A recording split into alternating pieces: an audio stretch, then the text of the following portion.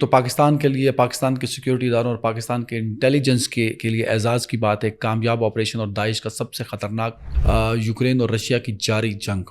Ukraine چھوٹا ملک ہے، Russia بڑا ملک ہے، بہت سارے علاقوں پہ روس کا قبضہ ہے یوکرین کے، لیکن یوکرین نے اس کو ایک ٹف ٹائم ضرور دیا ہوا ہے۔ داعش کا ISKP کا اہم لیڈر گرفتار ہوا، اس کا نام ہے ابو یاسر الترکی۔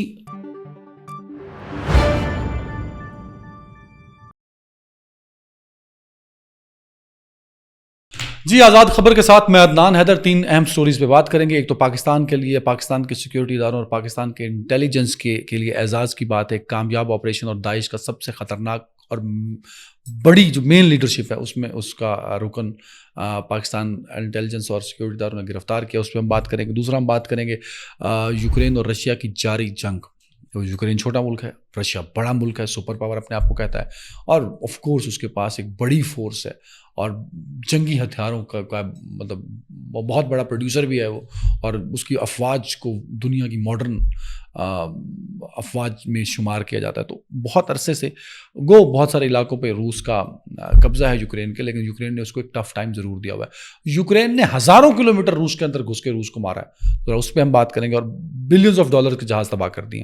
تیسری اہم سٹوری ہم ذرا نریندر مودی پہ کریں گے۔ مودی صاحب بڑا ترس بھی آتا ہے کبھی کبھی بیچارے مودی پہ نا، اس کے جو اتنے برے حالات ہیں وہ کبھی میں نے سوچے نہیں تھے جتنے اب ہو چکے ہیں۔ CDS کے بیان کے بعد تو سچویشن مزید خراب ہو چکی ہے مودی صاحب کی، تو اس پہ بھی ہم بات کریں گے۔ شروع کریں گے داعش کا ISKP کا اہم لیڈر گرفتار ہوا، اس کا نام ہے ابو یاسر الترکی، ترکیہ کا رہنے والا ہے، ترکش نژاد۔ یہ داعش کا ایک بہت بڑا کمانڈر تھا، جو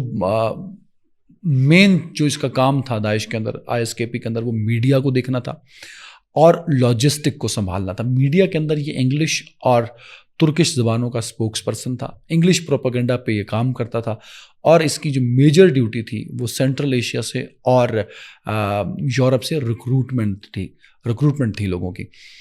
یہ بہت مطلوب کمانڈر تھا، خاص طور پہ ترکیہ کے اندر ایک لسٹ ہوتا ہے، کیٹیگری تھی جس کو اورنج کیٹیگری بولتے ہیں، اس میں انتہائی مطلوب اور خطرناک لوگ اس کیٹیگری میں ہوتے، تو اس کیٹیگری میں یہ فال کرتا تھا اور بڑے عرصے سے مطلوب تھا۔ یہ وہی شخص ہے جس نے ٹیلر سوئفٹ کا کانسرٹ کینسل کرایا تھا اس پہ حملے کی دھمکی دے کے، تو یہ بہت مطلوب تھا یورپ کو، امریکہ کو، ترکیہ کو بھی۔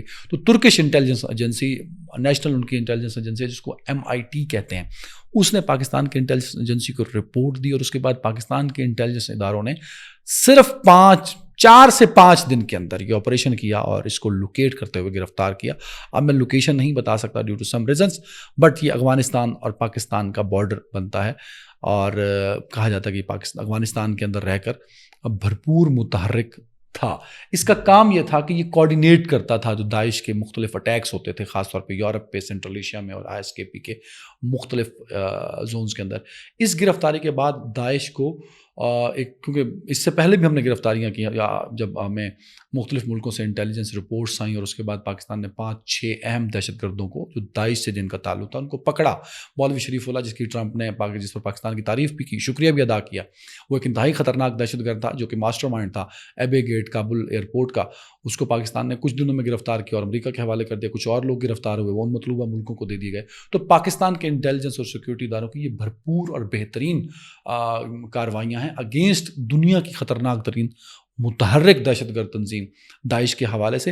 اور یہ جو آپریشن ابو یاسر الترکی والا ہوا، یہ اس قدر پرسائز آپریشن تھا اور اس قدر کامیاب آپریشن تھا، بھلے وہ پچھلا آپریشن تھا یا مولوی شریف اللہ کا یا ابو یاسر الترکی کا، یہ آپریشن انٹیلیجنس میں ریفرنس کے طور پہ پڑھائے جائیں گے کہ کس کامیابی کے ساتھ پاکستان کے سیکورٹی اور انٹیلیجنس اداروں نے کامیاب آپریشن کنڈکٹ کیا اور مطلوبہ لوگوں کو پکڑا on the intelligence reports of foreign agencies. تو یہ ایک میسج یہ کنوے کر رہا ہے، جو پچھلے 3-4 مہینوں میں کچھ گرفتاریاں ہوئی ہیں پاکستان کے انٹیلیجنس اداروں نے کی ہیں، وہ یہ میسج کنوے کر رہا ہے کہ اگلے کچھ مہینے یا اگلے کچھ سال وہ بڑے اہم اس لیے بھی ہو سکتے ہیں کہ ہم سب کو پتہ ہے کہ ISKP کے اور دنیا کی دیگر دہشت گرد تنظیمیں جس میں القاعدہ بھی شامل ہے، اس کے فٹ پرنٹس مضبوط انداز میں موجود ہیں افغانستان کے اندر، اور افغانستان میں وہ کیپیسٹی نہیں ہے ان کو کاؤنٹر کرنے کی۔ تو پاکستان ایک ایسا ملک ہے جس کے پاس ایک اسٹرانگ انٹیلیجنس ایجنسی بھی ہے، ایک اسٹرانگ نیٹ ورک ہے سیکورٹی اداروں کا،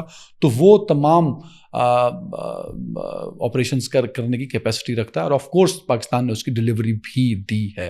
تو یہ ہو سکتا ہے کہ اگلے کچھ مہینوں میں یہ چیزیں سامنے آ جائیں کہ کس طرح پاکستان کے سیکیورٹی ادارے کوآرڈینیٹ کرتے ہوئے دنیا بھر کی ایجنسیوں کے ساتھ دنیا کی خطرناک دہشت گرد تنظیموں کے خلاف آپریشن کرتے پائے جائیں گے, اور وہ کامیاب آپریشن آف کورس ہوں گے, کیونکہ 2 آپریشن تو ہم سب کے سامنے ہیں. 1.5 مہینہ پہلے میں تب یہ بتا دوں کہ 1.5 مہینہ پہلے اس شخص کو پکڑا گیا تھا. 2 سے 3 روز پہلے اس کو حوالے کر دیا گیا ترکش انٹیلیجنس اور سیکیورٹی اداروں کے, کیونکہ ان کی ہی انٹیلیجنس رپورٹ پر یہ آپریشن ہوا اور اس کی گرفتاری ہوئی. اب آتے ہیں یوکرین, چھوٹا سا ملک ہے لیکن اس نے ناک میں دم کر دیا ہے پوٹن کے. اس وقت پوٹن کی وہی حالت ہے جو نریندر مودی کی ہندوستان کے اندر ہے.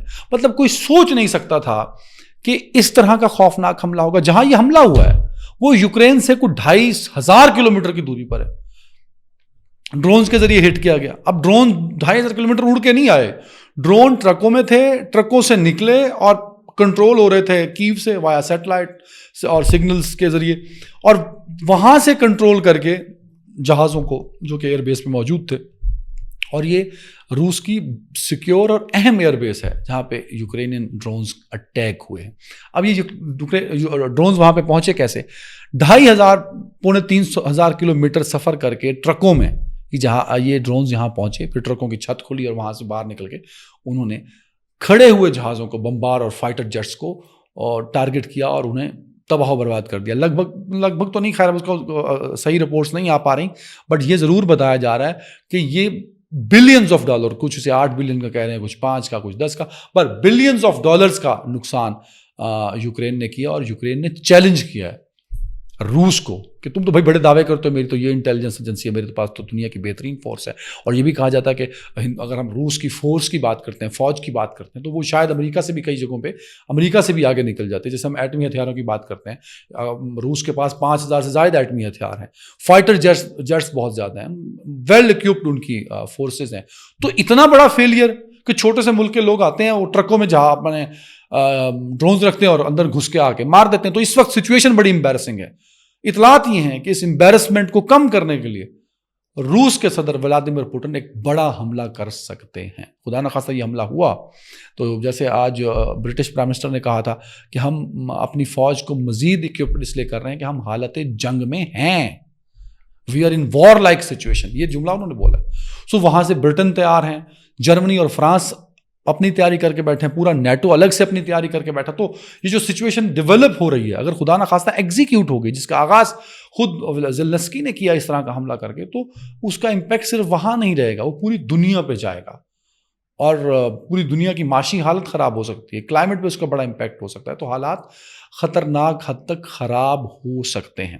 دوسری جانب ڈیولپمنٹ یہ ہے کہ روس اور یوکرین کے درمیان مذاکرات ہو رہے ہیں, جو کہ شاید 16 مئی کو لاسٹ ٹائم ہوئے تھے, 15 یا 16 مئی کو, تو استنبول ترکیہ کے اندر. آج دوبارہ استنبول میں یہ مذاکرات ہوئے, اس کا دوسرا دور تھا.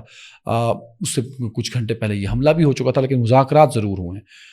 پچھلی ملاقات میں توقع کی جا رہی تھی شاید پوٹن اور زیلنسکی ملیں تو ٹرمپ بھی وہاں چلے جائیں. آج اردگان نے یہ کہا ہے کہ اگلے دور میں ہم کوشش کریں گے جو جون کے اینڈ میں ہوگا اس میں زیلنسکی اور پوٹن اور رشین پریزیڈنٹ دونوں وہاں پہ ہوں, اور ٹرمپ کو بھی ہم وہاں مدعو کریں. لیٹس سی واٹ ہیپن, کیونکہ یہ حملہ ہو چکا ہے. اس کے بعد صورتحال کیا ہوتی ہے, کیونکہ روس کے لیے اور پوٹن کے لیے اب چپ بیٹھنا تقریباً ناممکن ہے, اور چھوٹا حملہ بھی ناممکن ہے, اس سے لوگوں کو جواب پورا نہیں جائے گا. تو اپنی قوم کو ایک جواب ضرور تیار کر کے دینا ہے کہ یہ کیوں کیا یوکرین نے, اور ہم نے اس کے جواب میں کیا کیا. تو مجھے لگتا ہے کہ شاید تیسرا دور لمبا بھی ہو سکتا ہے, اور تیسرا دور فیصلہ کن دور بھی ہو سکتا ہے جو بات چیت کا ہوا ہے. آج کی جو بات چیت کا دور تھا اس میں جو کچھ ڈیولپمنٹس ہوئی ہیں وہ میں آپ کو بتا دیتا ہوں. 3 پازیٹیو ڈیولپمنٹس یہ ہیں کہ 6,000 جو ڈیڈ باڈیز ہیں یوکرینین سولجرز کی وہ واپس کی جائیں گی. رشیا نے اس کی کمٹمنٹ کی ہے. رشیا نے یہ بھی کہا ہے کہ 2 سے 3 روز کے لیے ہم کچھ علاقوں میں جنگ بندی کر لیں گے, جو ان کا مطالبہ تھا یوکرینین کا, تاکہ وہاں سے سویلین آبادی کو, ڈیڈ باڈیز کو, چیزوں کو ریکور کر لیا جائے. یہ بھی رشیا نے مان لیا ہے. یہ بھی انہوں نے کہا ہے کہ سب سے بڑا پرزنر ایکسچینج ہوگا اس جنگ کے دوران. یہ بھی روس نے اس بات کو مان لیا. یوکرین اور روس نے اس بات پہ بھی اگری کیا ہے کہ جو 18 سے 25 سال کے زخمی سولجر ہیں جن کی حالت کریٹیکل ہے, ان کو بھی ایکسچینج کیا جائے گا. اب یوکرینین اور روس کے درمیان یہ بات چیت ہوئی ہے. سو لیٹس سی سچویشن کس طرح بنتی ہے. اگر یہ جنگ ہوئی خطرناک حد تک بڑھی, کیونکہ پوٹن کو اس سچویشن میں لا کھڑا کیا زیلنسکی نے اس حملے کے بعد کہ جہاں بہت سوال پوٹن پہ اٹھ رہے ہیں اور جس طرح کی نیچر ہے پوٹن کی، وہ اس کا سخت رسپانس دے گا، اللہ کرے ایسا نہ ہو۔ اب آتے ہیں جی مودی جی صاحب کی جانب۔ مودی جی صاحب جو تھوڑی بہت ہی کمزور پچ پر تھے، وہ رہی صحیح کسر چیف آف ڈیفنس سٹاف نے پوری کر دی۔ انیل چوہان صاحب نے ایسا بیڑا غرق کیا ہے کہ نریندر مودی کے پاس اب ایک ہی آپشن ہے کہ زہر کی گولی کھائے اور مر جائے۔ کوئی اور آپشن نہیں ہے نریندر مودی کے پاس، کوئی آپشن نہیں ہے نریندر مودی کے پاس سوائے مرنے کے، کوئی آپشن نہیں ہے۔ کیونکہ ایک طرف ایئر چیف کھڑے ہو کہتا ہے کہ کوئی معاہدہ پورا ہی نہیں ہوا، بڑے بڑے دعوے کیے جاتے ہیں، عمل درآمد ہوتا نہیں ہے۔ دوسری طرف چیف آف ڈیفنس اسٹاف کہتے ہیں کہ جی 2 دن تو ہمیں اپنی ایئر فورس کو گراؤنڈ کرنا پڑا تھا۔ تو جب اس طرح کے معاملات چل رہے ہیں اور اس طرح کے بیانات سیکیورٹی اداروں کی جانب سے آ رہے ہوں، تو اس پوزیشن میں نہیں ہوتی آپ کی فوج کہ وہ لڑ سکے۔ نریندر مودی کی اب لوگ کہتے ہیں کہ حملہ کرے گا نریندر مودی، او بھائی ایئر چیف کے بیان کے بعد اور سی ڈی ایس کے انٹرویوز کے بعد ہندوستان کی فوج اس پوزیشن میں نہیں ہے کہ پاکستان پہ حملہ کر سکے۔ اس پوزیشن میں وہ خیر سوچ نہیں سکتی جب تک فیلڈ مارشل عاصم منیر اس ملک کی کمانڈ، فوج کی command field marshal Asim Munir کے پاس ہے۔ نریندر مودی اور اس کی فوج خواب میں بھی نہیں سوچ سکتی کہ وہ پاکستان پہ حملہ کرے۔ جس قدر ضلالت اور کتے والی اٹھانی پڑی ہے ان کو 10 مئی کو، یہ سوچ بھی نہیں سکتے تھے، مطلب یہ ایکسپیکٹ ہی نہیں کر رہے تھے۔ ایسا 65 میں نہیں ہوا، 71 میں نہیں ہوا، کارگل میں نہیں ہوا۔ مطلب یہ وہ اسٹریٹجی تھی جس طرح پاکستان نے مارا ہے کہ ان کو سنبھلنے کا ٹائم نہیں ملا۔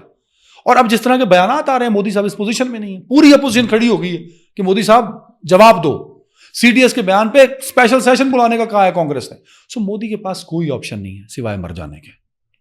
ایک آپشن ہے کہ مودی صاحب کہیں کہ میں ریزائن کر دوں، اور ریزائن کریں گے تو پھڑے جائیں گے، اور جیل سے مودی صاحب کو ڈر لگتا ہے کیونکہ ہندوستان کے جو لیڈر ہیں ان کو جیل کا ایکسپیرینس بڑا کم ہوتا ہے، تو جیل والی بھی کہانی کوئی نہیں، تو مودی صاحب کوئی اور کام ہی پھڑو کس منہ کر جاؤ۔ اچھا منہ بھی نہیں کر سکتے، کوئی ملک ان کو بلانے کو تیار نہیں ہے۔ G7 کے اجلاس میں، یہ G7 کے ممبر نہیں ہیں، پر پچھلے 6 سالوں سے مسلسل یہ اسپیشل گیسٹ کے طور پہ انوائٹڈ تھے۔ کینیڈا میں G7 کا اجلاس ہو رہا ہے 15-16 کو شاید، تو اسی مہینے میں، جون میں شاید، I am not confirm about the dates, but Modi صاحب اس پہ انوائٹڈ نہیں ہیں، اور یہ بھی نہیں ہے کہ 4 دن بعد انوائٹ کر دے گا۔ کینیڈا نے کلیئرلی کہہ دیا ہے کہ نریندر مودی کو اور ہندوستان کے پرائم منسٹر کو انوائٹ نہیں، ہندوستان کو انوائٹ نہیں کیا جائے گا۔ سو بھائی مودی صاحب، آپ کا خدا حافظ، بلکہ آپ کا ہی بھگوان حافظ، میں کیا کہہ سکتا ہوں۔ اپنا خیال رکھیے گا ناظرین، اللہ حافظ۔